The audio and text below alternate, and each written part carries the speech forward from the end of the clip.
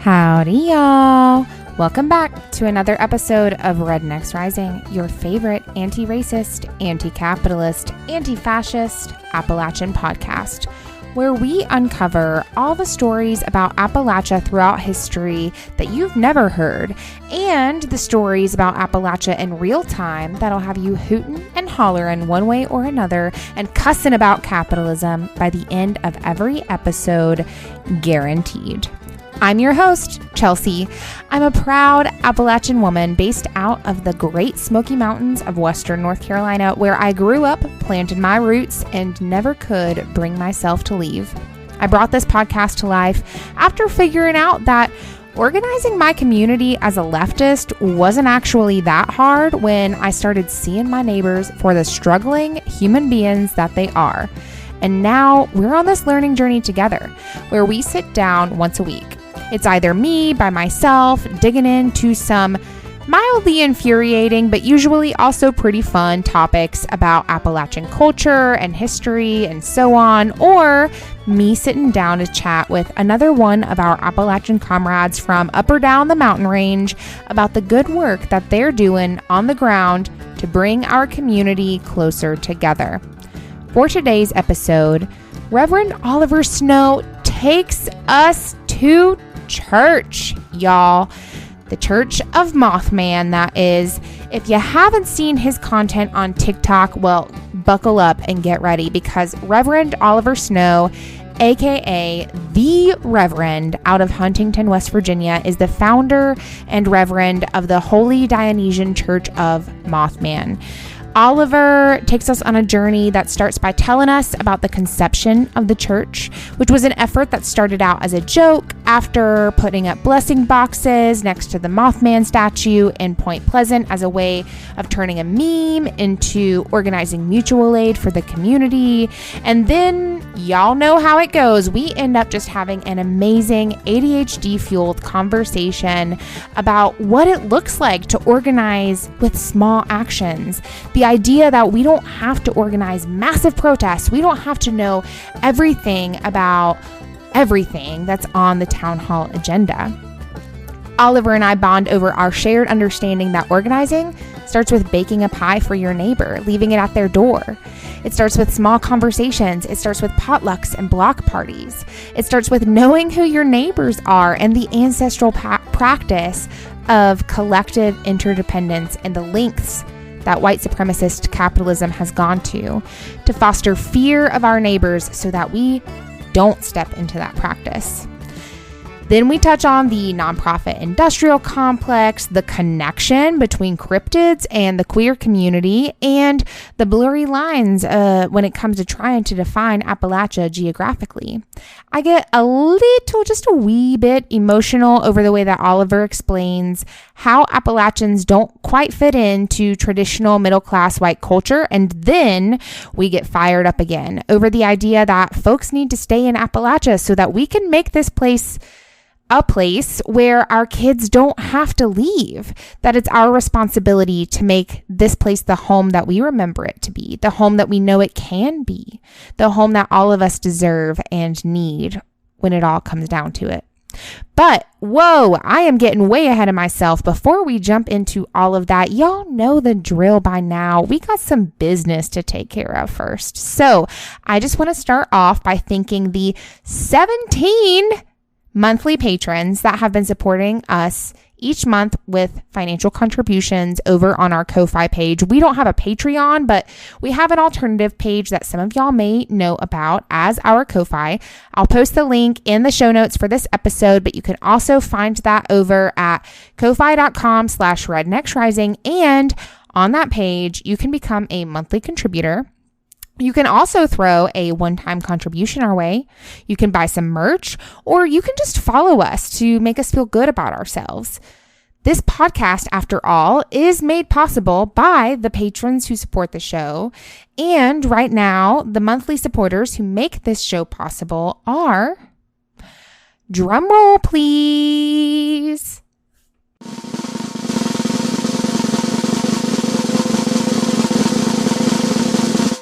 So Starting with Amy, our newest supporter. We're so thankful for you joining the gang, Amy. We've got Dan, the history man, an aspiring history teacher out of Texas who's doing radical things to make sure that the next generation doesn't fuck it up even worse than we do. Bristol Traveler, who's just been an awesome and supportive comrade all around. Lil Coconut, the coolest coconut on the hypothetical island of Appalachia. Ben O, my good friend, who is always making good trouble. Super proud of you, Ben. Thomas WL, thanks for being so badass, Thomas. Ellen P, who is also a good friend of mine that I feel like, Ellen, you've just been on this journey with me for longer than I can even remember. Glad to have you on this part of it as well. Lovely Maraki, you're the bomb.com. Regardless, Sarah H, thanks for being you, Sarah. Thanks for supporting the show. Erica Sunshine, you know who you are. You know you're awesome, girly. Artie H is another friend of mine that has their own podcast. Check it out. The Pewcast, P-E-W, Pewcast.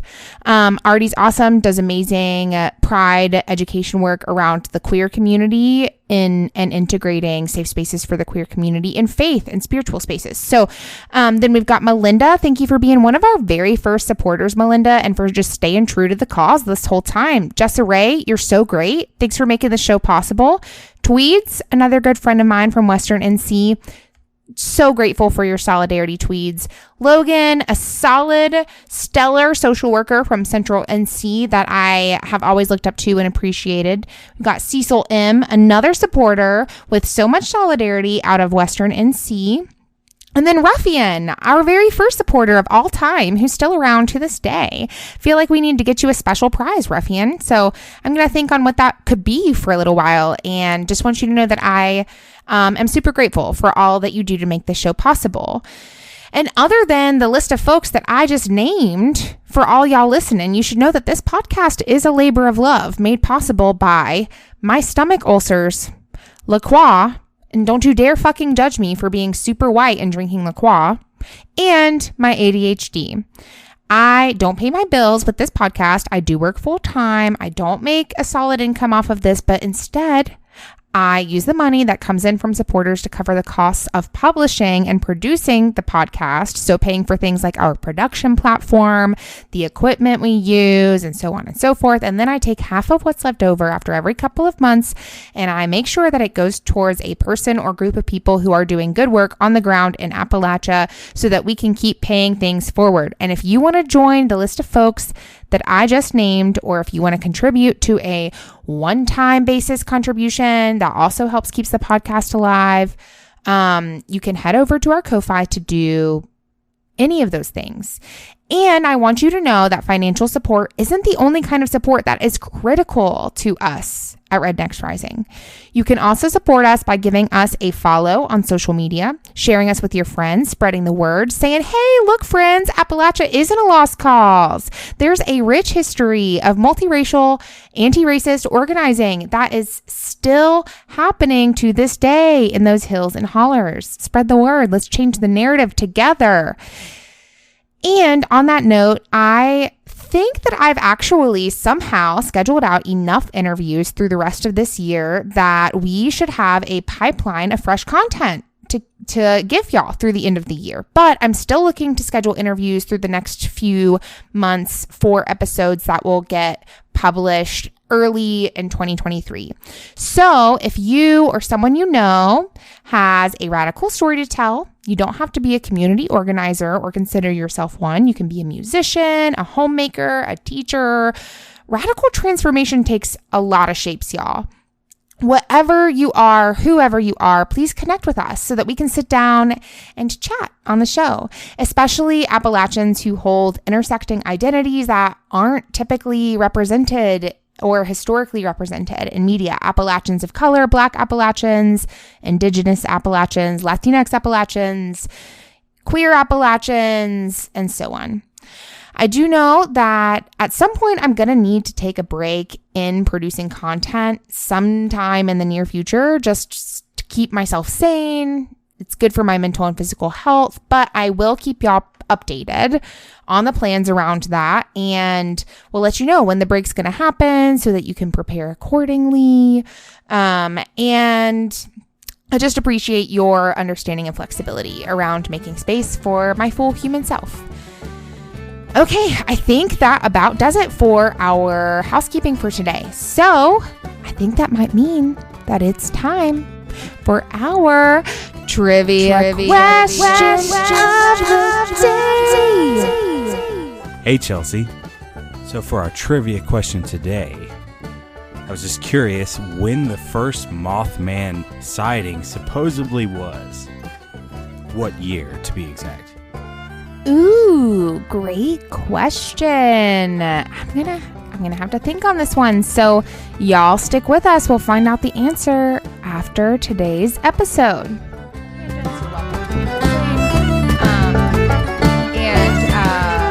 Otherwise, you can just take us on a journey. Tell us a little bit about yourself, where you're from, and the identities you hold, and then just share with us anything in your heart and mind that you feel you would like to share with the world.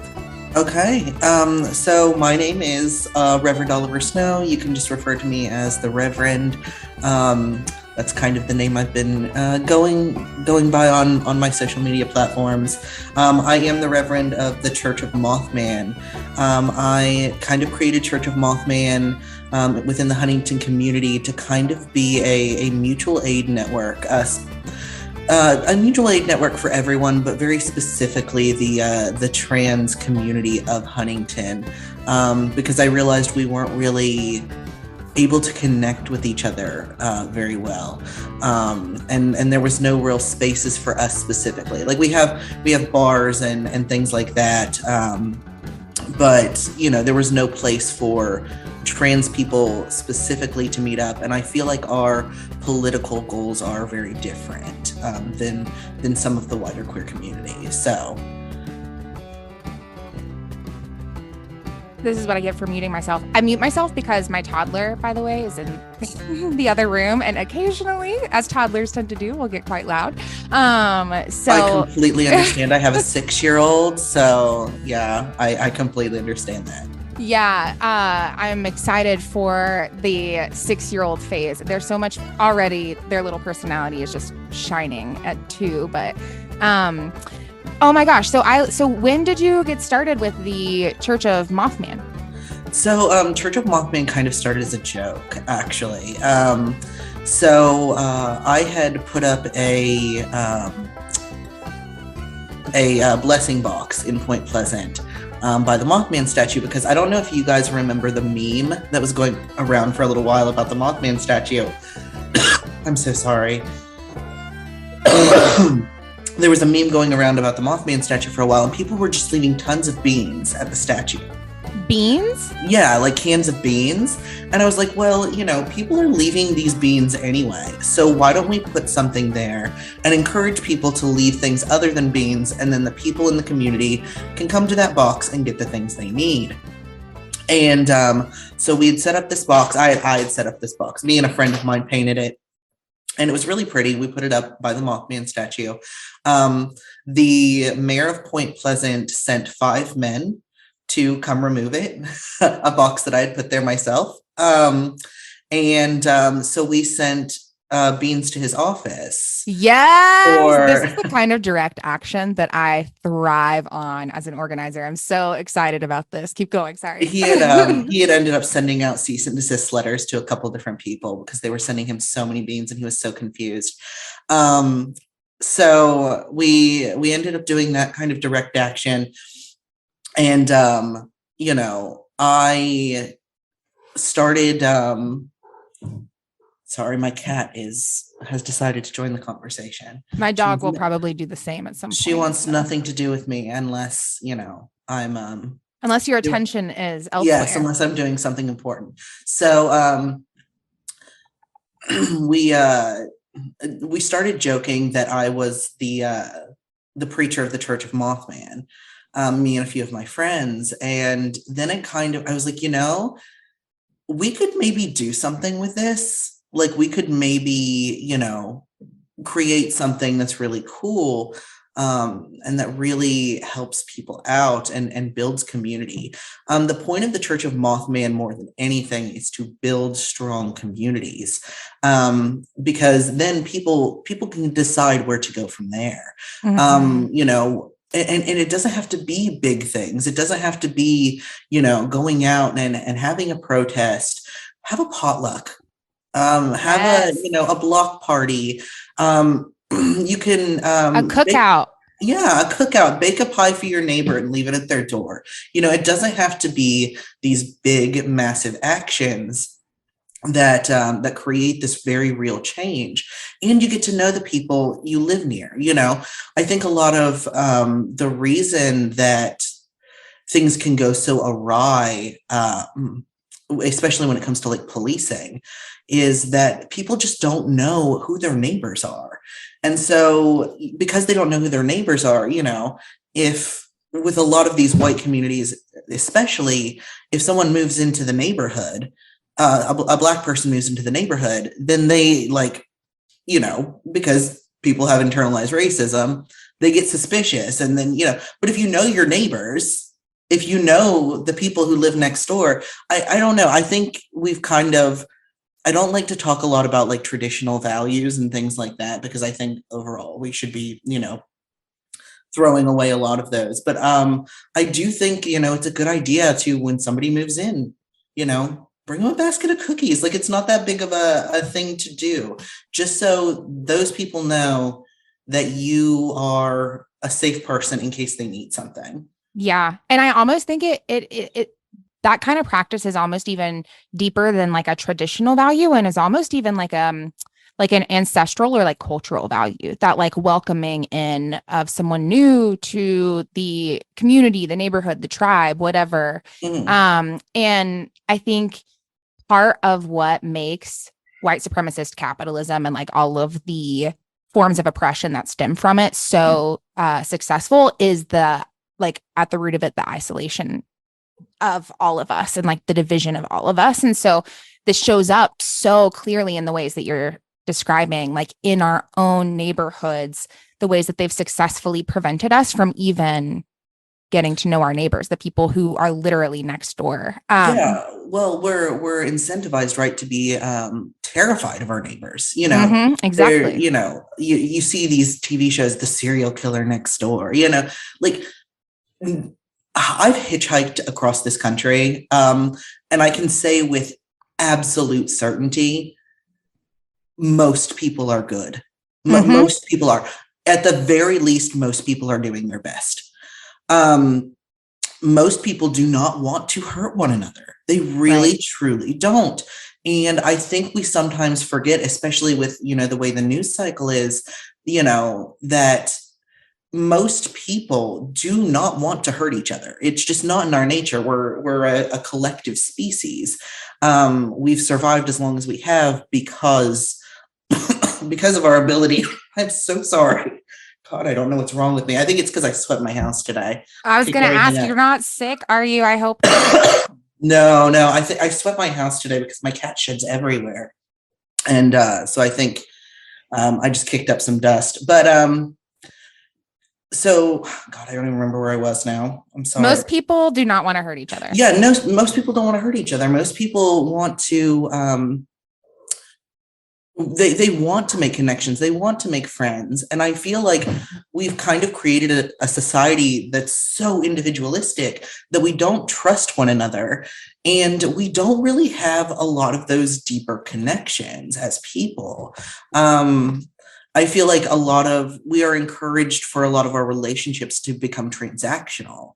And I mean, it does make sense because so few people have any time at all. Like, we spend our lives slaving away to capitalism. And, you know, then everything else feels like something we need. You know, we don't have the emotional energy to take care of one another. And so I think we've all just become incredibly isolated. And I think it's leading to a lot of like depression and sadness because we need community. And so, you know, what I was trying to create was something that allowed us to have that community with one another. That is just everything that you're sharing just resonates so strongly with my own personal views on the current situation and the world that we're in. I'm curious though, what were you doing before you started this adventure? So I just go on various adventures throughout my life. I was working in social media. I've been working in social media for almost 3 years now. I started on YouTube. So I've been doing various social media projects. I'm on TikTok as well. That's my major platform. So I've been working in social media for about 3 years. I worked for a nonprofit for a little while, which was enlightening. It was enlightening to see the deep flaws in the nonprofit industrial complex, and how much we desperately need community spaces more than we need nonprofits that are essentially just a band-aid to capitalism. That are created by the ruling class, right? Oh, so absolutely. They're absolutely never intended to change the status quo. No. They don't change anything, and they're essentially just tax havens. A lot of these, philanthropists and things like that get a massive tax write-off and those taxes could be going to actual social programs that could actually help people. So, I mean, it's just, the whole thing's a mess. Before I started working in social media, I was just like a line cook. Before that, I was traveling. I was traveling around the country. I did OWS back in 2012. I have a bit of protesting and organizing experience, just from the stuff I did in my early 20s. Yeah. So how did you end up in Point Pleasant? How did I end up in? I live in Huntington now. Oh, okay. I'm originally from Athens, Ohio, which is about as far away from Point Pleasant as Huntington is. So Point Pleasant was a place that I just sort of went to, on occasion, and I had a lot of fun there. And something I noticed was that because of the Mothman Festival and because of this kind of queer identity related to Mothman, it had become a very safe neighborhood for queer people to kind of exist in. And I thought that was really, really interesting. I thought that was because I've noticed that a lot of these kinds of towns where there's cryptids or supernatural stories, it kind of creates this phenomenon that makes them like a safe haven for the gays, because we love to go there. We love a lot of gay people or queer people relate to cryptids and monsters and horror stories. And I think that, we kind of gravitate towards those kinds of things. And that creates these bizarre little communities around, cryptids and monsters. So I ended up in Huntington because I have a husband. We are platonically married, for the essentially just for the benefit of, if anything happens to either of us, we have someone there. Mm-hmm. So my platonic husband was living here, and I was just like, I kind of just want to go live in West Virginia. I kind of just want to and also living in Athens got outrageously expensive. They raised my rent from $1,350 to $2,500. Oh my God. Yeah. So I was like, I literally cannot afford to live in my home anymore. I need to go someplace that I can actually afford. So I ended up here. And, a lot of people don't think of Ohio as being particularly Appalachian, but if you've been to Appalachian, Ohio, it is deeply, deeply Appalachian.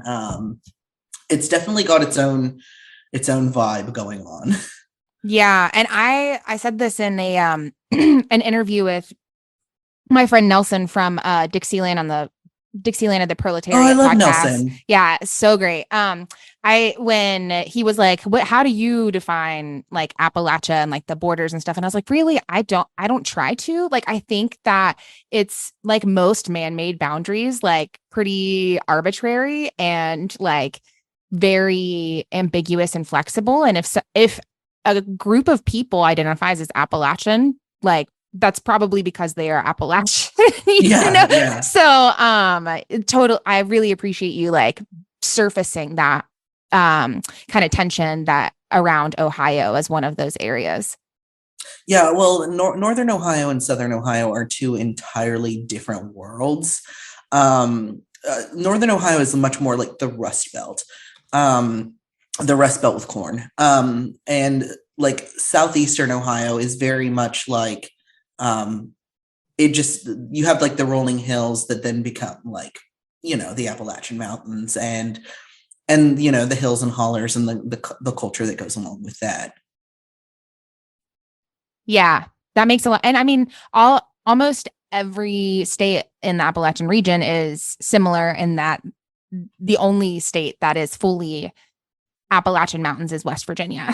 Yeah. So like in North Carolina, we've got the freaking Outer Banks on the other side of the state, like, and which is so different. And I think some people probably think of North Carolina and think of like either that or like Raleigh or Charlotte or something, which is not Appalachian at all. And so, yeah, totally familiar with that idea of like, they're just completely different places. And even in North Carolina, we kind of can distinctly separate our state into 6 kind of subregions based on like Appalachia, the coastal region, the Black Belt portion of North Carolina, where there really were cotton and tobacco plantations, which weren't really there's not enough like land right for that type of work out here. So it wasn't something that was as common out here, but like those areas in the Black Belt and then like in the what we call the Research Triangle, which is like Raleigh, Durham, Chapel Hill, the metro area where all of the money goes.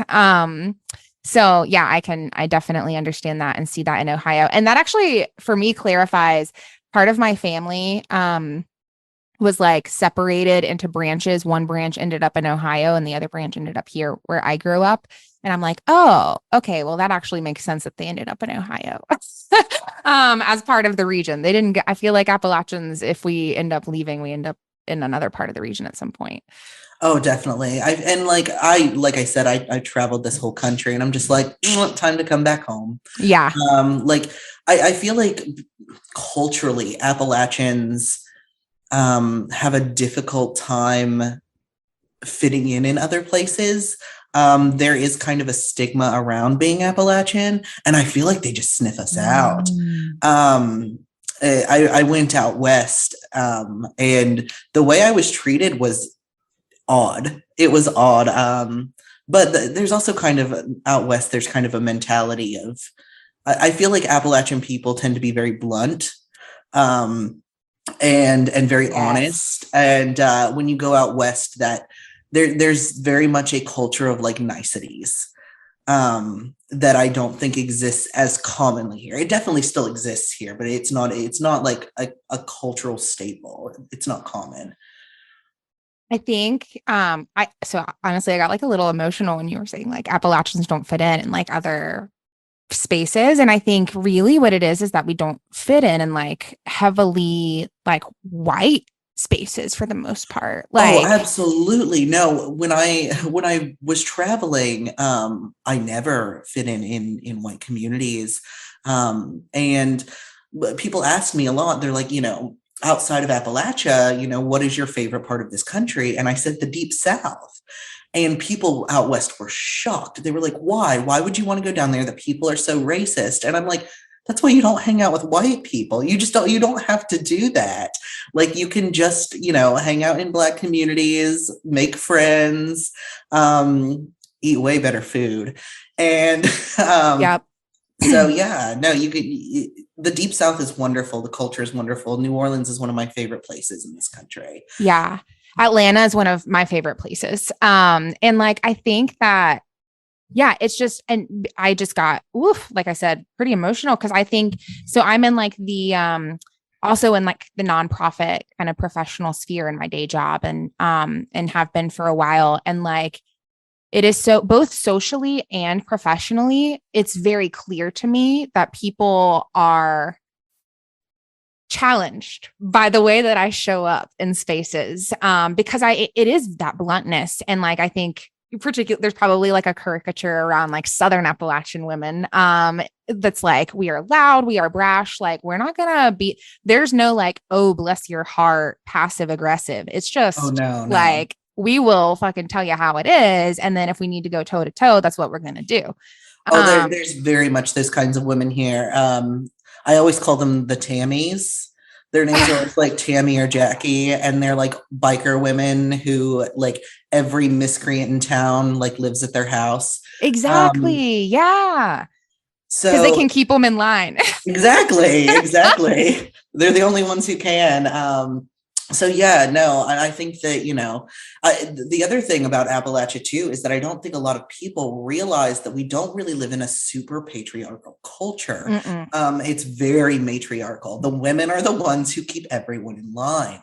And the men just sort of like whittle things on the porch.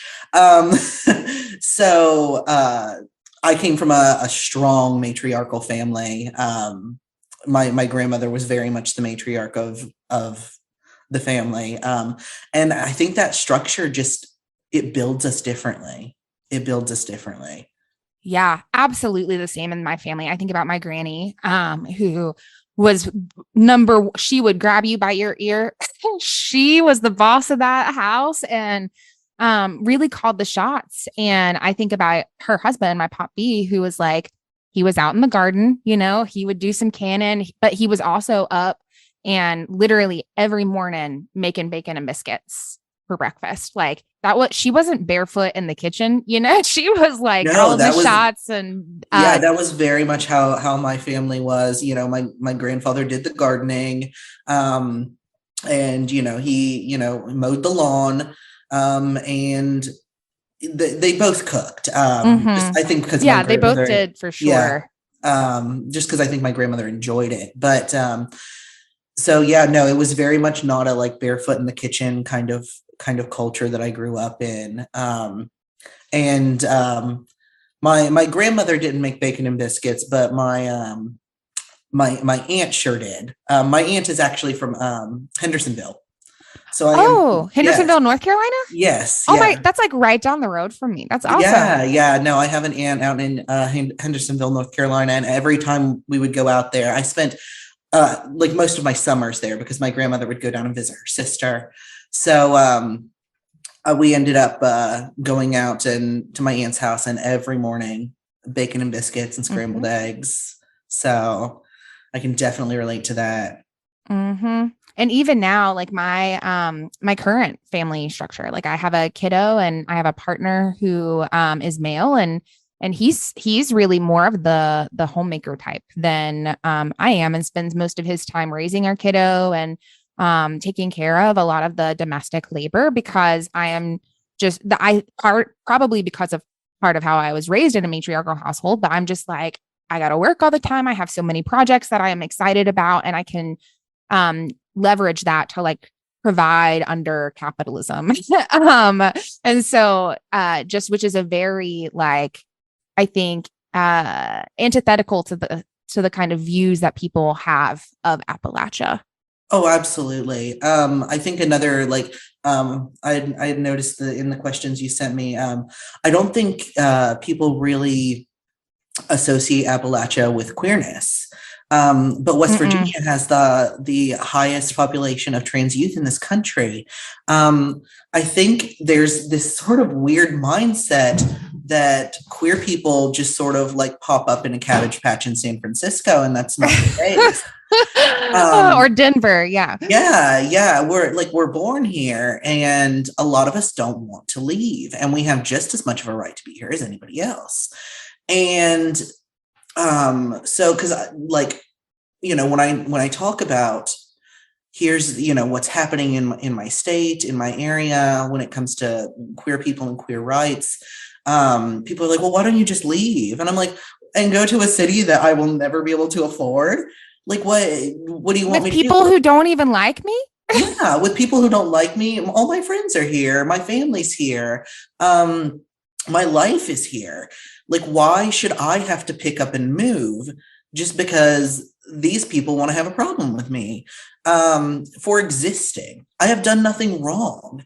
Why would I flee when I could stay here and try to make it better? Because I don't see any reason I should have to do that. I think a lot of people get scared and, a lot of people get uncomfortable. And I think there's this kind of mindset when you're queer in a rural area to be like, the somewhere over the rainbow kind of mindset of like, one day I'll go to a place where, I'm accepted and loved. And then you go to those places and you realize you don't fit in there either. So all I can do is just come back here and try to help kids not have to leave, because there's a I'm 31 years old. There's a whole generation of trans kids who now are living here, and somebody's got to make this place hospitable for them, or else it's just going to be awful forever. Like, Appalachia has the problem of brain drain because there's not a whole lot of opportunities here. So a lot of, queer people end up leaving. And that makes, like, what's ended up happening is that this has just become like a white supremacist safe haven because everyone who's different leaves. And, I'm kind of the mentality that a lot more of us need to just be digging in our heels, because we don't, like I said, I understand anyone who feels they need to leave for their safety, but like, if you can stay and try to make this place as hospitable for people as you can, because there's no reason we should have to live with this, especially with, the rise of, MAGA culture and things like that. Somebody's got to stay here and fight. Oh, taking us to church, Reverend Oliver Snow.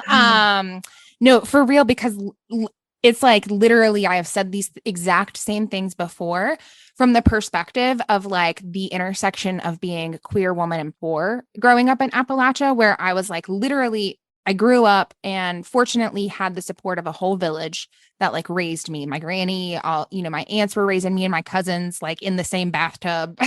And like, they were all so encouraging of me growing up and were like, you're so smart. You can go to college. You're not going to have to be poor and suffer the way that we've suffered. And I kind of like believed that and went to college right after high school thinking like, but growing up all through high school being like, I fucking hate it here. Like, I don't fit in. Like, I don't understand myself.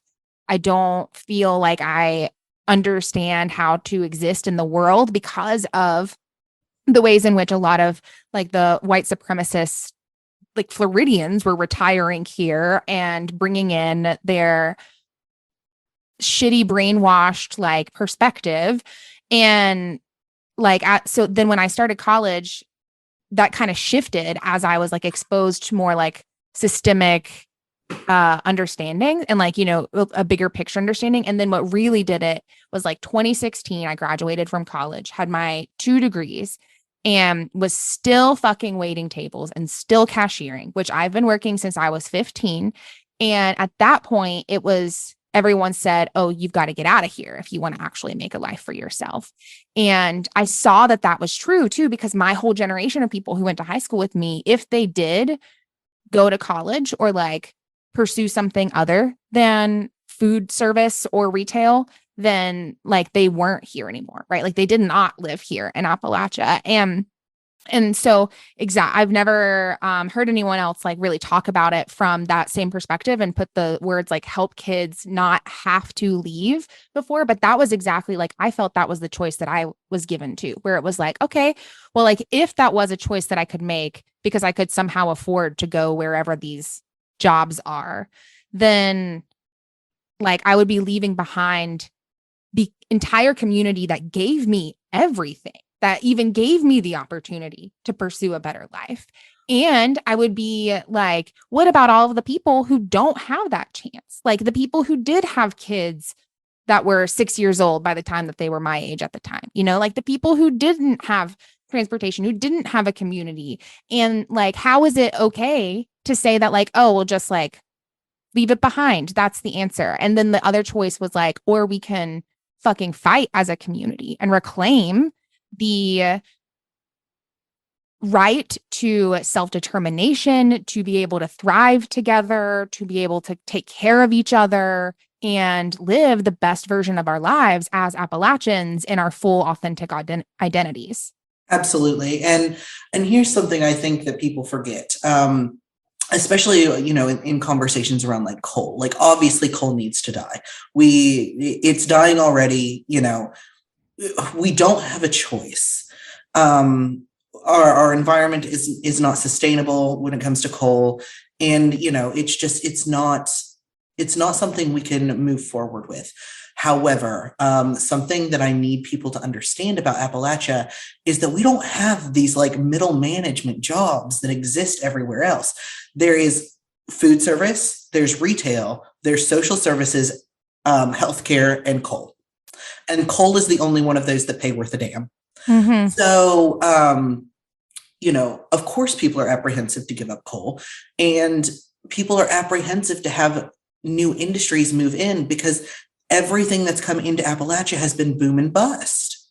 So people are, very hesitant to give up what's been working, at least somewhat. But yeah, we don't have the middle management jobs. We don't, like, I spent most of my childhood, I was like, where are these office jobs? Because like I see them on television, but they certainly don't exist where I live. My mother was a nurse. So, and like everybody I knew, usually that was my mom too, a nurse. Yeah. Usually their mothers were nurses or like home health aides. And, dad, was either a soldier or worked in a factory or a mine. So, I mean, that was just kind of, if dad had employment at all, because a lot of men are just unemployed here because there just isn't the kind of work where they feel like they can provide for their family. And a lot of men here end up being stay-at-home dads because healthcare, is kind of seen as women's work. It is common. It does pay better than, food service or retail.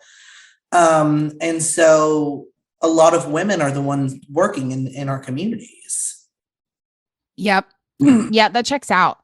And I think that a lot of the, there ends up being also like a sense of, like emasculation and powerlessness that comes from that ends up contributing to a lot of the mental health and addiction struggles that are experienced in our community. Oh, absolutely. Absolutely. The addiction struggles in our community are very real. Huntington, West Virginia has some pretty bad addiction statistics. I don't have them pulled up right now, so I wouldn't be able to give you the exact ones, but I can tell you that, I worked with the homeless population, specifically homeless youth, homeless and at-risk youth, which is at-risk youth is every youth in Huntington, West Virginia at this point. The addiction issues were very intense. And that's something else when I talk about building community, a lot of people are kind of apprehensive to build community, with people who are homeless, with people who are addicted. And it's very difficult for me to imagine because I've been homeless. And I know that like everyone here is 2 paychecks, 1 health crisis, one, mental health crisis, away from being on the street. And so like, we have to start taking care of one another so that we can, because we're all almost in that boat. Mm-hmm. So like, there's no point in seeing yourself as better than anyone because just because you have a roof over your head, just because your mental illness hasn't gotten bad enough, just because you haven't gotten sick and missed a paycheck,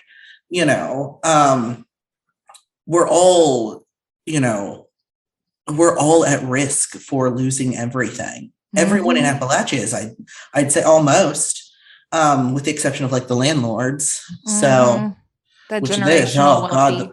the Appalachian landlords make bank off of us. Oh my gosh. And it's so much of the landlords, like the people who are landlords are also politicians, and their family has been local politics for like Yes. generations. It's just so nefarious. It's the coal towns that never ended. Oh yeah. Or they're just weirdos. A lot of them are just weirdos, like just strange, deeply strange people. The landlord who owned the little town I grew up in was a man named Donald Duteel. And he was well known for exchanging favors from women for rent. And that is not unusual. Yeah, the man lived on a ranch with a cage full of vultures. I'm like, how do you not realize you're the villain? Like at that point. But he finally got put away because he was running a puppy mill that bred wolves with huskies. Yeah, so deeply strange people, Appalachian landlords. And like you said, they're the people in politics. So then our politicians end up. These are the people who get to make decisions about our lives. Exactly. Well, like, I mean, like, look at our governor, like the governor of West Virginia is Jim Justice, but like there's an ongoing joke that like the real governor of West Virginia is Baby Dog. Like his little, like, I don't know, is it a bulldog? I think it's a bulldog. But yeah, no, it's the politicians here are strange. And then people are like, well, why do you vote these people in? And I'm like, you don't understand. These are the options we have. Yeah. And there's not really like, I mean, even, okay, a great example right here where I live, the state legislature, House race.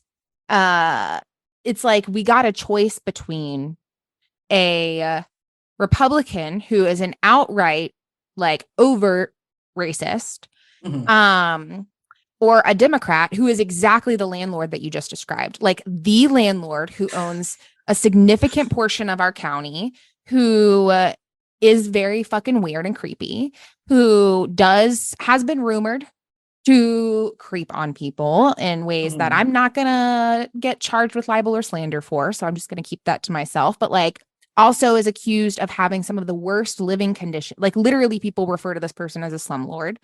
And like I'm like, okay, so, and no one challenged this Democrat in the primary. Like the Democrats were like, oh, cool, we've got our candidate here locally. So didn't give us any other options. And it's just like, these are the people that we get to choose between, right? Like, it's wild. We've gotten very lucky in Huntington. We do have some pretty good progressive people running. I'm a, anarcho-syndicalist, so me too. Yeah. They're not as progressive as I would like, but in terms of like people who are, actually, halfway decent and civil and, can think beyond themselves. We've got Allie Lehman running, who is the president of Huntington Pride. And we have Sydney McElroy. I'm not sure if you've heard of Sydney McElroy. She has her husband does the My Brother and Me podcast, and she has her own podcast. The woman's a saint. She has her own private practice. She's a doctor.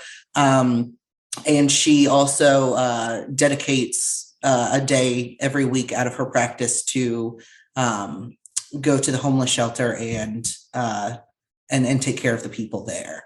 So the woman's a saint, and if she doesn't get into office, I'm going to be deeply disappointed in my countrymen. But we got really lucky in Huntington that we do have some pretty decent people running. We also have a mayor. I'm not entirely sure if he's a Republican or Democrat. I'm pretty sure he's a Democrat, our mayor here in Huntington. And I did go to a city council meeting. I'm not entirely sure of his policies on everything. But there was a bill that was proposed to kind of like clean up the riverfront, which is where our homeless population lives. And they kind of wanted to just, sweep the riverfront. And the mayor straight up told them, he was like, I am not running a city where homelessness is going to be a crime. That's just not, that's not the city I'm running. We are not going to punish people for being poor.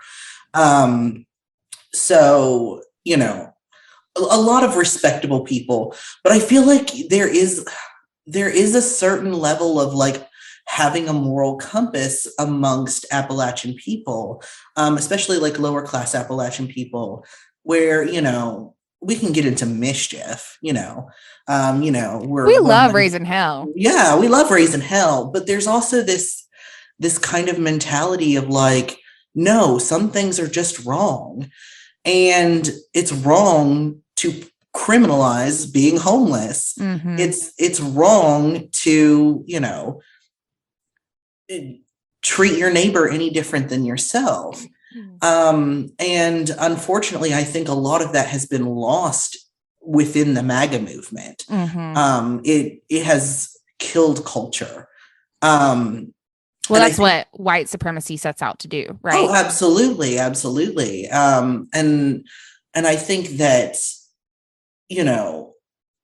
I don't really understand. I mean, I get the mentality.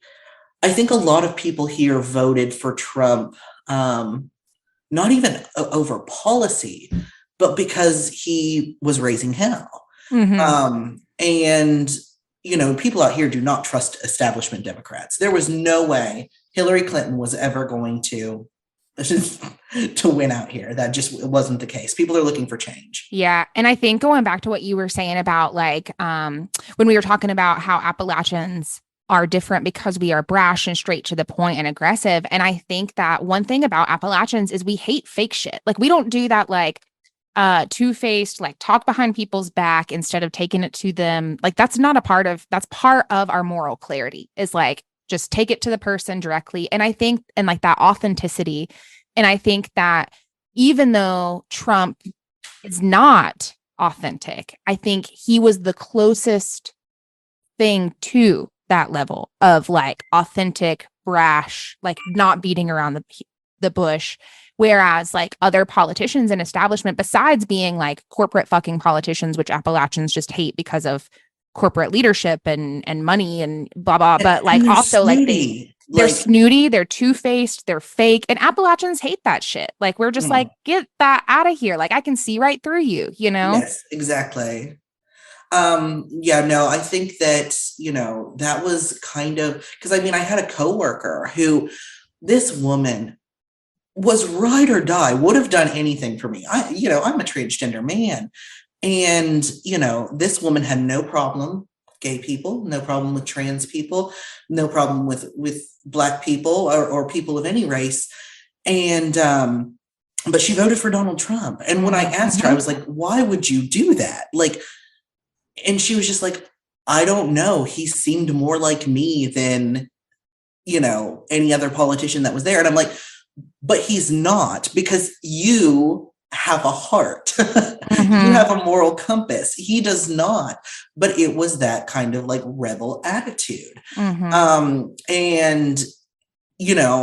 I've kind of joked a little bit that when it comes to Appalachian politicians, especially on the left, we keep running people like Joe Manchin because the Democrats get scared and they're like, oh, we need to run a moderate to, My eye twitches every time I hear that. I'm like, no.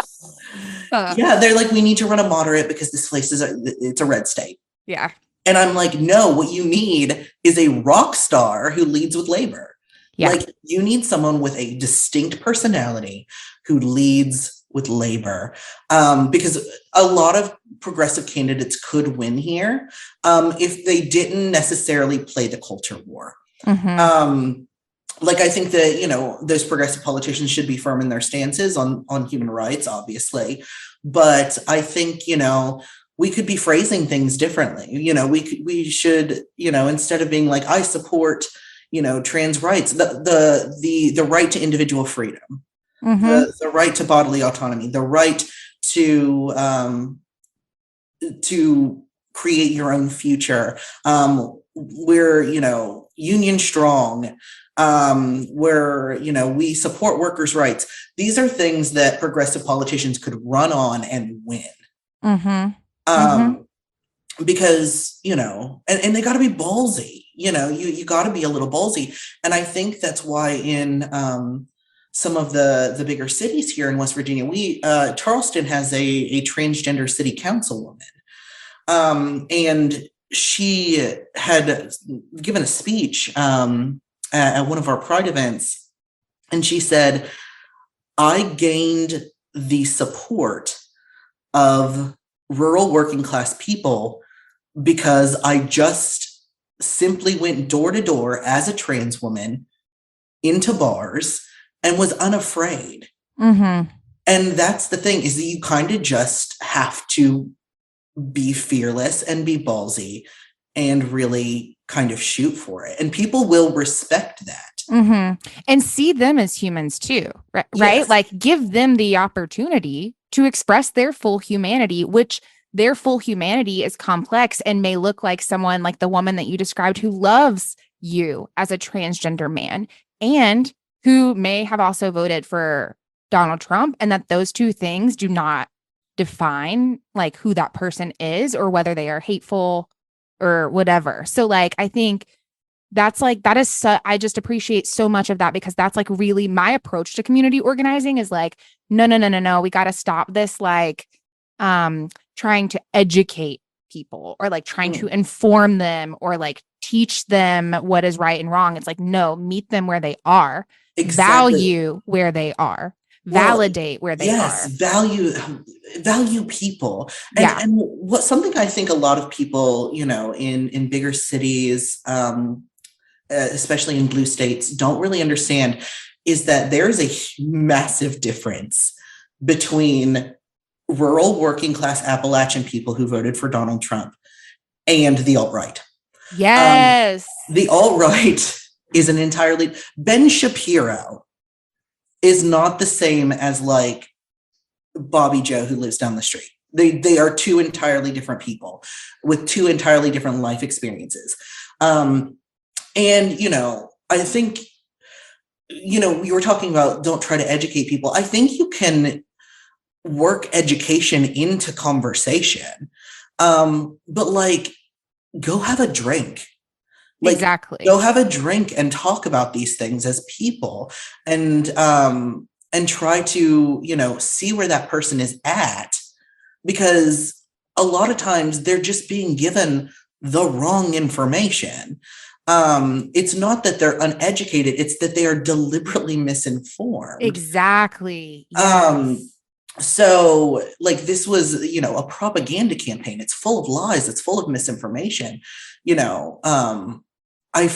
I've noticed that people just like meeting me as a transgender man, as someone who generally does pass in society, and can kind of walk through my life as not a straight man. I'm definitely perceived as like a queer man, but as someone who can walk through society that way, when people meet me, who may have views about trans people that aren't, that are misinformed, just having that connection and knowing someone can change minds overnight. Just being able to like help people gain perspective, because the Appalachia is also incredibly isolated. So, it doesn't have to be this, I feel like a lot of the left, a huge problem we have is that people want to go in with facts, statistics, and finger wagging, and that's not going to get through to anyone. I had a friend who had a doctorate, smartest person in the room at any given time, wanted to go into every single one of these statistics, finger wagging, every single one of these conversations with statistics and finger wagging. And I'm like, you're not going to get anywhere because you don't know how to talk to people. And it comes off as pretentious and somewhat naive, because those people are going to look at you like a 50-year-old guy who's been working in the coal mines his whole life is going to be like, what the hell do you know about anything? Like, you've been, sitting there with a silver spoon your entire life. Mm-hmm. What do you know about real life? And I find that, helping people gain perspective, especially, I really wish that Appalachian people could see how much they have in common with minority populations in other places. Like, really and truly, from the fact that we are, spirited kind of people. We are, we like to have fun. We like to cook. We like to spend time with our family. We like to have community. And I wish that, they could see, like, obviously the struggles of other minority communities in this country have been entirely different in many ways. But culturally and in our basic humanity, we aren't that different. We have far more in common with a Black man living in Chicago than we will ever have with Donald Trump. Ever. And I really wish, that's like a massive hope of mine, is that we can kind of overcome those barriers, because we could find so much community and so much love in one another. Yeah. And I think that's what I think what you were describing around like the finger wagging and the facts and statistics and shame and blame. I think that's what I was alluding to when I said, like, we can't educate people. Like, I actually think that we as Appalachians and all people, poor people across the country, have all of the information and knowledge inside of ourselves. And we have been so surrounded by that and deliberate misinformation that it's really suppressed and traumatized us out of that inherent knowledge that we have. And so you might be familiar with, because of your travels and as a member of the queer community, the deep canvassing model that was pioneered by the LGBTQ Center from out in California. I'm actually not familiar with that. So I love talking about it, so no big deal. The LGBTQ Center in California in 2008 was responding to the election where California voters simultaneously voted in Barack Obama to be the first Black president, but also on the same ballot, those same voters, or at least the majority of voters, voted for Proposition 8 to ban same-sex marriage rights. So it was like this contradiction, right? Like, oh, they voted in the first Black president, but also on the exact same ballot, they didn't vote in to support same-sex marriage. Like, this doesn't make sense. What's going on here? So the LGBTQ Center set out to figure out what happened and how to change voters so that they would vote differently if this were presented as another ballot initiative in the future.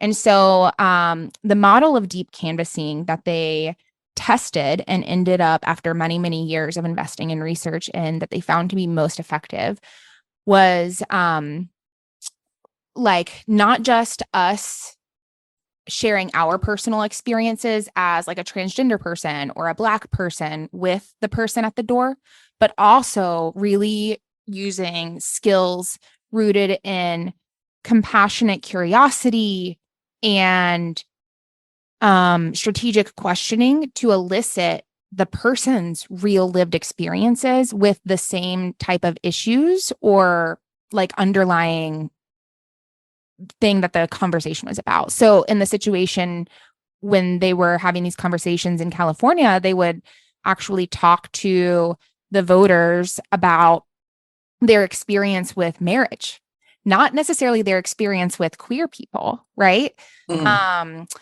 But like in one example, the canvasser was like, oh, how did you vote on this? And the guy at the door was like, oh, well, I didn't vote. And the canvasser would just ask questions about like, oh, well, can you tell me like why you chose to sit out that piece of the ballot? And the guy was like, well, I just didn't want to make the wrong choice. It felt like a really big decision and I didn't know enough about it. And the canvasser was like, oh, okay, well, totally understand that. Here's my story as a canvasser, as a queer person who was having this conversation, and why I voted the way I did. And then just asking more questions about like their personal experience and the things that they cared about. And the guy on the door was like, oh, well, now you got me thinking.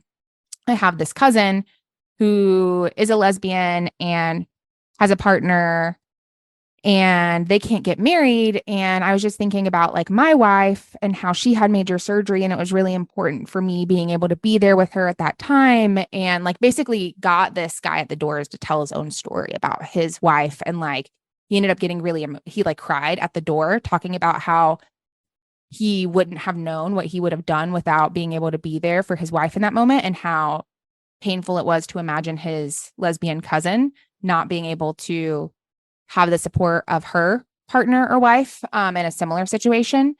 And like ultimately that guy at the door committed to voting in favor of same-sex marriage on the next time it would come up on the ballot. And like what they figured out is that like these conversations where you tap into the person's lived experience and really like get them, and not just like get them to tell the story, but really get them to like name the emotions that come up around the story, is like has the potential to make a profound, long-lasting impact on how people see the world. And I think the reason this is happening is because it's literally healing their trauma, right? Like it's literally kind of like providing a substitute for therapy in the moment around this like cultural mass trauma that is being inflicted on us by keeping us divided and suppressing our emotional experiences.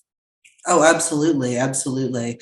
And the way you were kind of explaining that, I think that's why it's proven to be such a challenge with transgender rights, because it is very difficult to find a point of reference for what we as trans people experience. Because, if you go to, a 50-year-old woman, living out in the hall or somewhere, she's not going to have any experience with gender dysphoria. She's not going to have those kinds of like lived experiences that you can then, like you said, help people kind of work through their trauma of being isolated and come together. And I think that right now, so much deliberate misinformation about trans people is being spread, that it has posed a very real challenge to our ability to create common ground with other people. The best that I've seen is like literally just meeting one another, spending time with one another. Yeah. Because a lot of people, well, and there's a lot of people, especially like I said, we were talking about like the Tammys, there's always been trans kids at Tammy's house. You know what I mean? There's always been those people there. And, when a lot of like TERFs and people like that talk about, we need safety in women's spaces. Number one, what the hell are women's spaces? Because I'm like, all I can think of is like the bathroom and the locker room, maybe. Yeah, if that. And like, those aren't women's spaces where most women feel safe because of the types of women who are like in those spaces. Yeah, no, like, so what are these like women's spaces that you're talking about? And what I realized is that these spaces are for like middle-class white women. Exactly. And and like everyone else has already been excluded. Like, sororities, things like that, they were not inclusive to Black women for a very long time. They're obviously not inclusive to trans women. So what you want is your white lady clubs. That's what all of this is about. You want your white lady clubs because lower class women have always shared spaces with trans women. That's just always how it's been. I mean, especially if you look at industries like sex work, sex workers have always shared spaces with trans women because that's just the way it is. So like, yeah, no, the whole issue of women's spaces is always just, I'm like, you guys are, you're wild. So I think, when it comes to lower class people, a lot of lower class people in Appalachia, in many places, they kind of just don't care. What it comes down to is people who are incredibly religious here, who are afraid of, the queers in general. And I think there's, like I said, there's been this deliberate misinformation campaign that makes it sound like doctors are just hacking up little kids and like throwing them on hormones at 12 years old. And none of that is happening. It's just simply not happening. The things that Matt Walsh is telling you guys, it's not happening. And so it's posed a real challenge for trans people in this country, in general. I would say it's specific to Appalachia, but honestly, it's everywhere. It's become very difficult for us to find common ground with other people, and really find ways to protect ourselves. And I think in that way, the right has kind of chosen its perfect target. People that are different enough that it becomes difficult to have shared experiences. That's really powerful. And it makes me curious if the point of reference is something around what you were naming, what we already have in common, like the exclusion and the identity, being assigned an identity as opposed to having autonomy over our identity. So for example, when I was doing a form, a type of the deep canvassing here in my hometown in 2017, it wasn't exactly the same because it was kind of a mix of the deep canvassing model, but with a more generic community listening survey type of framework where we just kind of wanted to know where people were at on certain issues. And out of we did not target people based on their partisan affiliation, what party they're with or where they lived, other than just me kind of anecdotally being oh, we should go over there. There's a bunch of trailer parks. We could knock on a bunch of doors at once. And we talked to a ton of people, and prejudice and racism among these poor white Appalachian folks came to the surface, of more than half of the people we talked to named that as one of their top issues that they were concerned about. But the way that it would come up in the conversation, the point of reference for them in this case was that they experienced as poor Appalachians being wrongfully targeted by the police in a community where there's not really enough Black people for the police to target, right? Yes. So when they drive lemons or when they can't afford to get their tag updated, they would get targeted by the police, and the police would search them, harass them, all of this other stuff. And that was their point of reference for prejudice is wrong. And that's why I understand police brutality is wrong. The Appalachians hate the police. We've always been ACAB around here. We've never liked the police. And that I don't see commonly around here. When I lived in southeastern Ohio and I would head north, I saw way more Blue Lives Matter flags there than I did down here. Interesting. Because there's just, if you're going to see a Blue Lives Matter flag, it's going to be next to a Trump flag. That's how it's going to be out here. There's just not as many, especially when it's pretty rare to see a rundown trailer with a Blue Lives Matter flag, because those people are probably running something. Because you gotta get by, oh yeah. I don't know that many people who haven't done, something illegal to make a little extra paper. Well, being poor is illegal in America. So exactly. Yeah. you got to do what you got to do to get by and make your paper. And I've got no judgment. Just like, a good chunk of trans people I know, living in a low income area, like we've all done sex work. And I find it kind of funny now that there's like kind of stereotypes around like, especially like white trans women as being like high-tech computer programmers, because I'm like, that is a completely different culture than the trans culture that I am surrounded by. It's just an entirely different world. Like y'all are sitting on a PhD right now. So yeah, no, it's very interesting to kind of be disconnected from even like you said, I don't think a lot of, Appalachian people have that much in common from like middle-class white people in other places. Oh, we don't. So like that whole phenomenon is just something that I'm like, that's just not my lived experience, but yeah. Yeah. And I think for me, it's like, I always end up going back. I think as a community organizer from my angle, even with healthcare being the issue that got me into organizing, and even though I've experienced basically like every single issue that you can make a like campaign on has somehow like impacted me in my own life.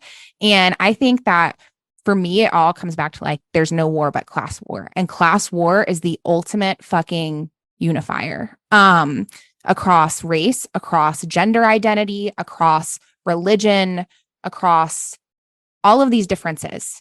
Like if we can and that's like, again, like I'm wondering if like even in the point of reference, if we were to talk to like do a deep canvas around transgender issues in like rural Appalachia, like if the point of reference is around like having our identity assigned to us as poor people, like we are told who we are as poor people, right? Like we don't get to choose our identity. And then we're blamed for the identity that's assigned to us and held responsible for it. And then also like the exclusion that comes from this class identity that's assigned to us. Like we are excluded from spaces of even like, I talk about this in some of my TikToks, which is that like I call it white supremacist capitalism, because I feel like it's all kind of, it's so connected and uplifted to each other. And so I talk about how like white supremacist capitalism depends on this myth of like an ideal form of whiteness that we as poor white people are like given as like a carrot on a stick to like chase after, right? That's like what keeps us bought into the game. And I think like the exclusion ultimately from everything that is embodied by that like ideal form of whiteness, right? Like that, the exclusion from a sense of worth, the exclusion of a sense of like dignity, the exclusion from important decision making. We can't run for office as poor people. It costs a lot of fucking money to run for office.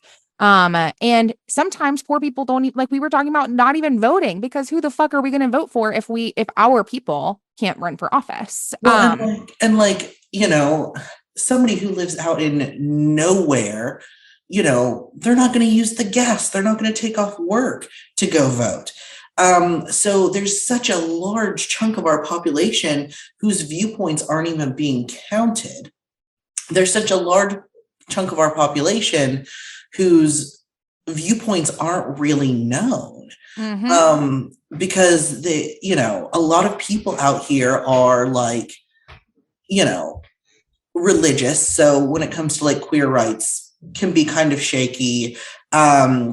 But then also there's a lot of people who are just like, yeah, seems like gay people have always existed. I don't know.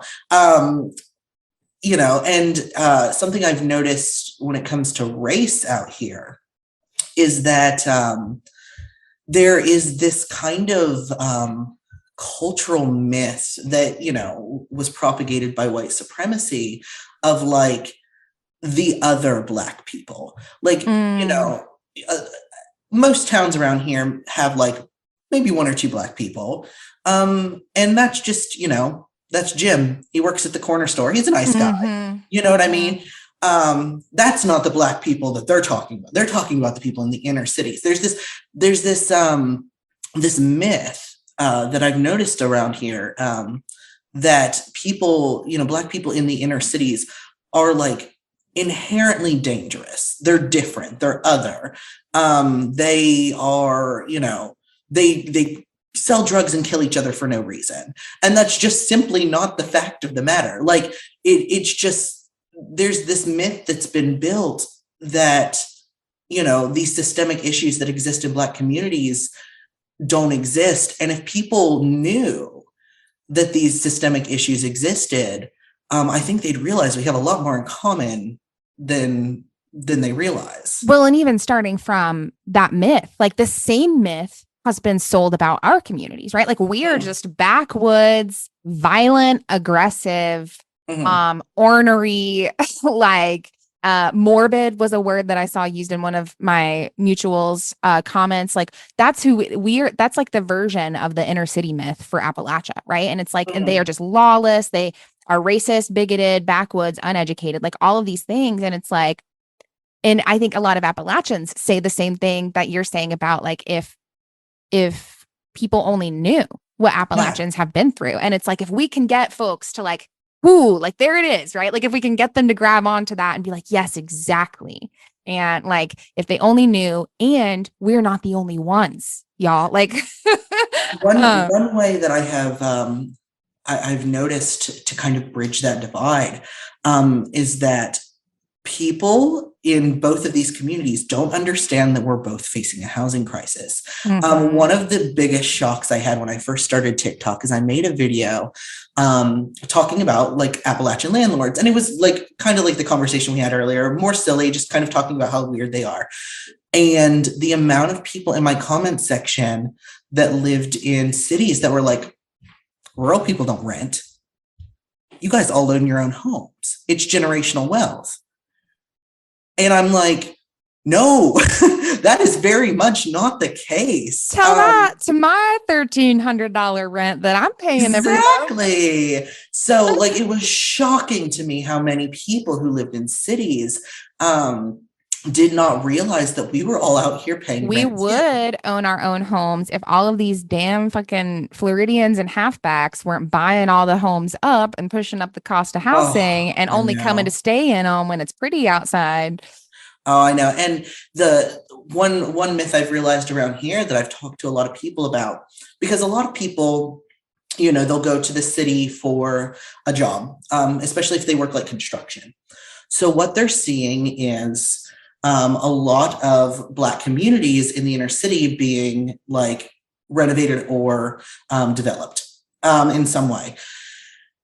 And people think that Black people get to stay there. They don't realize what gentrification is. I didn't even know what gentrification was until I was probably 22, 23 years old. And that's just because I traveled. And I think that, a lot of these people are like, oh, look, the government is giving these people money so they can fix up their stuff. Meanwhile, we out here, we all have failing infrastructure. And so they think that like these Black communities are getting these handouts. And I'm like, no, you don't understand. Those people those are luxury apartments. They're going to raise the rent to $1,200, $2,500 a month. Nobody's going to be able to afford to live in them. And they're going to sit empty until, some rich person snatches it up. And I think that, I've had a conversation with people who live in the city about like, what's worse, gentrification or decay? And at the end of the day, it's just two sides of the same coin. Poor people are just not being given a place to live. Yeah, we're disposable. Either way, either we're disposable because we can decay with our homes, or we're disposable because we can get kicked out so that other people can make them nice. Exactly. So, well, I'm noticing the time. Want to be mindful of respectful of your time. I know you have another responsibility after this, and also it's Friday, so my partner's probably like, when is she coming out of that back room? So before we wrap up, would love to just make any time for, is there anything that you were really hoping to talk about today that you haven't gotten to touch on yet? I think we covered a lot of it. Like I said, mostly I want people to feel empowered to build community. I want them to feel empowered to build community. I want them to feel like they can talk to their neighbors, that their neighbors aren't scary, that the world is good. Yes. People are good. Like the overwhelming majority of people are good. And I really wish we could start to see this in one another again. And obviously there's going to be huge barriers we have to overcome. But I think we can get there. I really do believe that in my heart. I think that we can learn to appreciate the difference in one another, and start using the difference in one another to gain perspective instead of tear each other down. Yes, wholeheartedly agree. I always go back to the question, who benefits from us being afraid of our neighbors and not talking to each other and staying by ourselves, and who benefits when we build a community. Exactly. I think there's an inherent need for human beings to feel loved and held and appreciated. And I feel like we've all just been torn away from that. And I feel like we crave it, like deeply crave, loving conversations, connection, eating food with one another. I feel like we've gotten so far away from that. Because we're so focused on individualism and pulling yourself up by your bootstraps and never asking anyone for anything, because that's burdening them. And we need to throw that mindset away. Just throw it in the garbage, because it's not getting us anywhere. The only hope we have is in each other. The only hope we have is in each other. That's a beautiful line for us to leave on. But before we go, I would love, so imagine someone's listening to this and they're like, I've never heard of Reverend Oliver Snow. This person is brilliant. I want to follow all of their work and support them. How would they do that? Where would they find you? Where would they find the church? How can they support you? All of the things. So the church does have a website. It's holymothman.com. And you are more than welcome to visit that. I will be updating it semi-frequently about events and things we're going to be having. And then my TikTok, I have several, because TikTok hates me and they love to destroy my accounts. TikTok always goes after the ones who are speaking truth to power. So my two accounts that I use the most often are __Reverend, 2 underscores.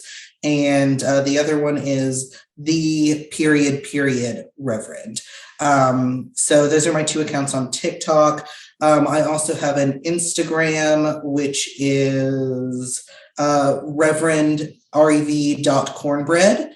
And my Twitter is rev_cornbread.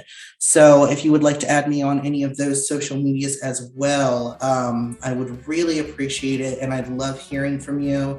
I'm also going to be launching, I have a YouTube channel, but I'm going to be rebranding that soon. That's going to be a little more of a surprise. And then I'm also going to try to get one of my lovely, wonderful friends to start a podcast with me, because now that I've done one, I'm like, maybe I can figure out this stuff. It's been really overwhelming I'm like, I don't know how to use the technology. So, but I have a friend who's going to help me out with that. So hopefully that will be launching soon as well. Yay! Thank you so much for coming on the show.